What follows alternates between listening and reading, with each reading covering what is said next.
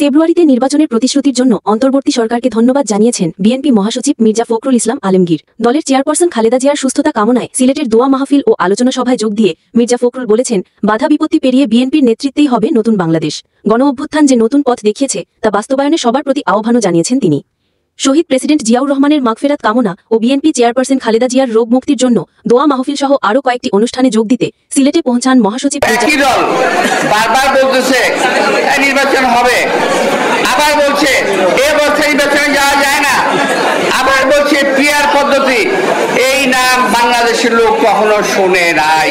আমি চ্যালেঞ্জ করে বলতে পারি, যারা পিআর পদ্ধতি কথা বলছে তারাও পিআর সম্বন্ধে সঠিকভাবে জানে না। আওয়ামী লীগ এদেশ থেকে চলে যায় নাই, আওয়ামী লীগের টাকাও শেষ হয়ে যায় নাই। এই লুটের টাকা এবং অন্ধকারে থেকে এই যে দল ঘোলাপানি সৃষ্টি করছে, এই ঘোলাপানিতে তারা স্বীকার করতে পারে। প্রধান অতিথির বক্তব্যে বাংলাদেশ নিয়ে বিএনপির স্বপ্ন তুলে ধরেন মির্জা ফখরুল। তবে বিষয়টা যে সহজ হবে না তারও ব্যাখ্যা করেন তিনি।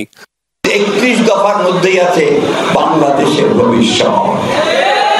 এইবার 32 দফার মধ্যেই আছে নতুন বাংলাদেশের স্বপ্ন, যে স্বপ্ন আমাদেরকে সামনের দিকে এগিয়ে নিয়ে যাবে।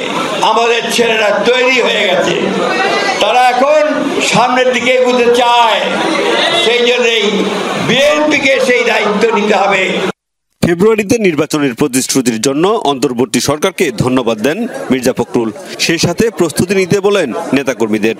নির্বাচিত সরকারের চাইতে শক্তিশালী কোন সরকার হতে পারে না। যত নির্বাচনের দেরি হবে তত বাংলাদেশ পিছিয়ে যাবে।